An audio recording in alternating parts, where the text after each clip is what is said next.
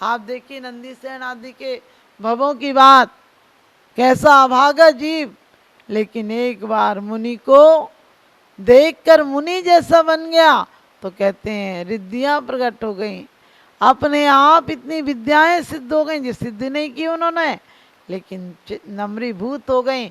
इसी प्रकार से कहा है भगवान आप तो किस चौकी पर विराजमान हो जिस पर कि सब राजाओं के इंद्रों के मुकुट हैं, उनकी चौकी पर आपके पाद रखे हुए, पैर रखे हुए हैं। आपको बंधन करने से जन्म जन्म के पाप कट जाते हैं, क्योंकि बंधन हमारी गर्दन नहीं झुकती है। ये सर किसी एक को दो, ये सर किसी नेक को दो, ये सड़ा नरियल नहीं कि जहाँ चाहे टेक दो। कई बार लोग कहते हैं हम तो सब जगह नमस्कार कर लेते हैं। मैं कहती हूँ नमस्कार आप लोग औपचारिकता में भले कर लो, लेकिन एक बात ध्यान रखो कि हर जगह माथा मत टेको, क्योंकि देव देख लो, देव कौन है, कुदेव कौन है, अदेव कौन है और परम देव कौन है। क्योंकि परम देव तो अरिहंत देव हैं, और देव में कहा भी है कि दो के भेद किए हैं, सकल निकल परमात्म द्वैवी तिन में घाति निवारी, श्री अनंत सकल परमात्म लोका लोक निहारी। क्या कह दिया कि परमात्मा के दो ही भेद हैं, अरिहंत और सिद्ध। इसलिए अपने जीवन में अरिहंत और सिद्ध का अनुसरण करो, अनुगमन करो, उनके चरणों में जाओ, क्योंकि उनका द्रव्य पवित्र है।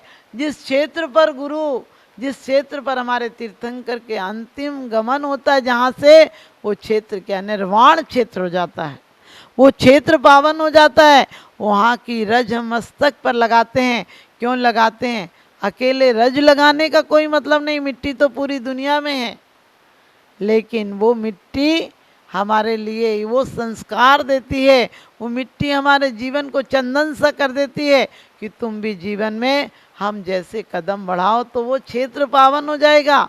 रागी जहाँ जलता है वो शमशान घाट होता है, वहाँ से लोग आकर नहाते हैं, लेकिन जहाँ तीर्थंकर, जहाँ वीत रागी जाते हैं वो क्षेत्र निर्वाण क्षेत्र हो जाता है। वहाँ की रज हम मस्तक पर लगाते हैं कि हमारा जीवन धन्य हो जाए, इनका अनुसरण कर ले तो। और इतना ही नहीं, उनके गुण, उनके द्रव्य क्षेत्र काल, जिस काल में जाते हैं। आप दीपावली क्यों मनाते हो, आप महावीर जयंती क्यों मनाते हो? क्योंकि जिस दिन वो आए थे वो दिन तीर्थ हो गया, जिस दिन वो आए थे वो दिन त्योहार हो गया, पर्व हो गया, जन्म कल्याणक हो गया, और जिस दिन वो गए थे तो भी कल्याणक हो गया। आप सोचो, आदमी रागी प्राणी आता है तो 10 दिन मंदिर छुड़वा देता है, मंदिर को छुड़वा देता है, यानी पूजा पाठ नहीं कर पाते हैं, और जब जाता है तो 13 दिन धर्म से दूर कर जाता है। लेकिन परमात्मा आते हैं तो उनके आने के पहले भी गर्भ कल्याणक की पूजाएं देवियां करती हैं और इंद्र आदि करते हैं, और बाद में जन्म कल्याणक की भी पूजा होती है, और बाद में अंतिम प्रयाण, जिसको यहाँ पर शोक करते हैं, मातम मनाते हैं, लोग रोते हैं, पीटते हैं, कहाँ चले गए, हाय कुछ दिन और जीते।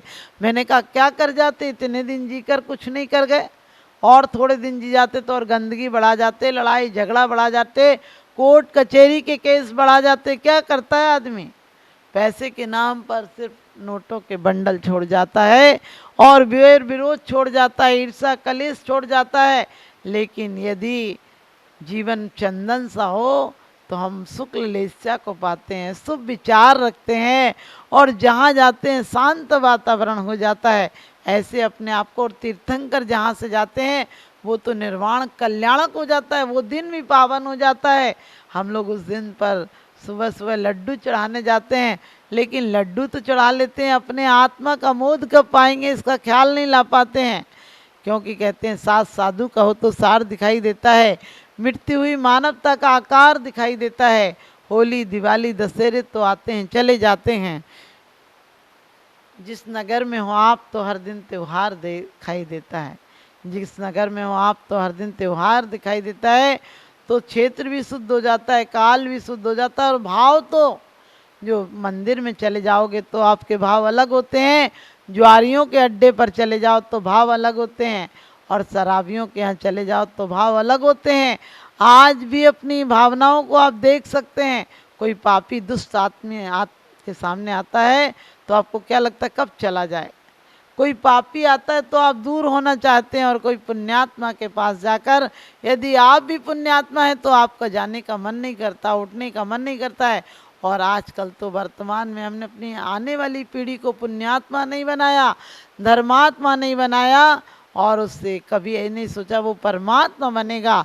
उसे पुण्यात्मा बनाओ, धर्मात्मा बनाओ, और परमात्मा के चरणों में सिर्फ जबान से पूजा नहीं करो, जीवन को आमूल परिवर्तन करने के लिए पूजा करो। अपने आमूल परिवर्तन क्या करना है?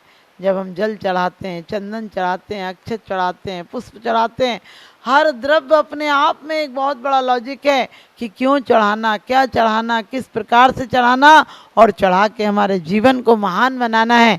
लेकिन हम अपने जीवन को महान नहीं बना पा रहे हैं, वही कसाएं, वही बैर मनस, और वैसी ही परिणति जीवन हो जाता हमारा पूजा करते करते, लेकिन परिवर्तन कुछ नहीं आता है। कहते हैं शास्त्र पढ़े मालाएं फेरी, इस दिन रहा पुजारी, किंतु रहा जैसा का तैसा, मन न हुआ विकारी। 60 वर्ष की उम्र हो गई किंतु ज्ञान न जागा, सच तो ये कह देना होगा अब तक रहा भागा। उपासना करना है जो हमारे मोक्ष के कारण है, जो हमें समृद्धि के कारण है, सुख शांति के कारण है, और जो स्वर्ग और देवों की विभूति और बढ़िया से बढ़िया भोगों को देने वाले हैं। सिर्फ हम उनके चरणों में श्रद्धा से नमस्कार करें तो आप भी नमस्कार के योग्य हो जाओगे। आप इनका वंदन करोगे तो एक दिन आप भी अभिनंदन के योग्य हो जाओगे। तो हमें बाहर के अभिनंदन नहीं चाहिए, बाहर का वंदन नहीं चाहिए। आत्मबंधन के साथ साथ परमात्मा का वंदन करते हुए अपने आत्मगुणों की प्राप्ति चाहिए। आओ तो ऐसे आओ कि आना बाकी ना रहे, और जाओ तो ऐसे जाओ कि जाना बाकी ना रहे। तीर्थंकर आते हैं तो आखिरी बार आते हैं, जाते हैं तो आखिरी बार जाते हैं। आते हैं तो जन्म कल्याणक हो जाता है, गर्भ कल्याणक हो जाता है, और जाते हैं तो निर्वाण कल्याणक हो जाता है। आपके जीवन निर्वाह की तरफ चल रहा है, आप ढो रहे हैं बोझ की तरह, आपका जीवन निर्वाण की तरह जाए। आपके जीवन की लोग सराहना करें, आपके जीवन पर लोग अनुगमन करें। आदमी बनकर जिए आदमी के लिए, खार बन के खटकना तो मुश्किल नहीं, फूल बन कर जिए आदमी के लिए, फूल बन कर जिए आदमी के लिए।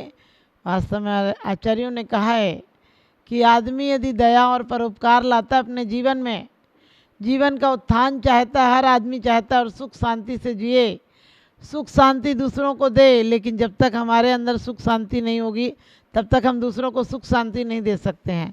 और उसके लिए हमारे आचार्यों ने कहा है कि हम क्या नहीं करें। काय जीवादि प्रयोजन भूत तत्व सर दे तिन माही विपरीत।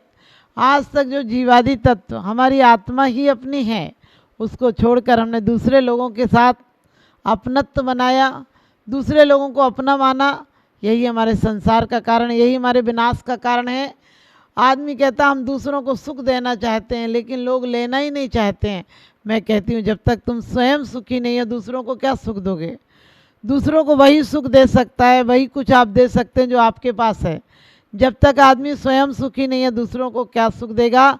और आचार्यों ने कहा है कि उत्तम ध्यान, यदि उत्तम सुख चाहते हो तो माँ मुज्जय माँ रज्जय माँ दुस्सह इट्ठ निट्ठ अर्थेसु थिर में क्षय जय चित्तम विचित्र जाणप्य सिद्धि है।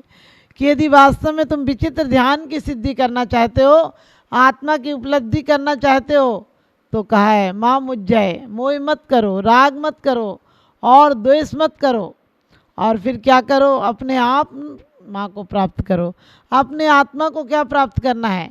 हम हमेशा दूसरों को देखते हैं, हम दूसरों को दुखी देखकर खुशी होते हैं, हम पर पदार्थों को अपना मानते हैं, जबकि पर पदार्थ कभी अपने नहीं होते हैं। आप देखिए परिवार में हो, चाहे संसार में हो, और चाहे समाज में हो, चाहे आध्यात्मिक जगत में हो। आध्यात्मिक जगत में भी हमारे गुरु ऊंचे, हमारा पद ऊंचा, हमारा धर्म ऊंचा, इसके नाम पर हम लड़ते रहते हैं। धर्म कहाँ? धर्म तो सबसे ऊंचा है। हमारा और तुम्हारा जब आ जाता है तो धर्म में समझिए नींबू मिल जाता है दूध में, क्योंकि दूध से दही बन सकता है और दही को भिगोकर घी बन सकता है, लेकिन दूध में नींबू डाल दिया जाए तो ना दही बनेगा और ना घी निकलेगा। इसी प्रकार से जब हम धर्म में अपना पराया का भेद डाल देते हैं, धर्म तो सबका है, धर्म सबके हित का कारण है, लेकिन जब वह एक एक व्यक्तियों के घाटों में बन जाता है, एक एक व्यक्तियों के घरों में आ जाता है, दिलों में आ जाता है तो वो संप्रदाय हो जाता है, धर्म नहीं रह जाता है। जिस प्रकार से कुएं का पानी तो एक होता है, लेकिन जैसे ही अपने अपने घड़ों में आता है तो कोई हिंदू का पानी हो जाता है, कोई मुसलमान का पानी हो जाता है। हमारे आचार्यों ने कहा है धर्म को बांटना मत, धर्म को छांटना मत, धर्म में अपनी बुद्धि मत लगाना। धर्म तो हमेशा शाश्वत है और शाश्वत सुख को देता है, क्योंकि धर्म वो है जो संसार के दुखों से निकाल कर शाश्वत सुख में पहुंचा देता है। लेकिन हमने आज तक धर्म कैसा किया है? मंदिर गए हैं, मालाएं फेरी हैं, लेकिन कोई परिवर्तन नहीं आया।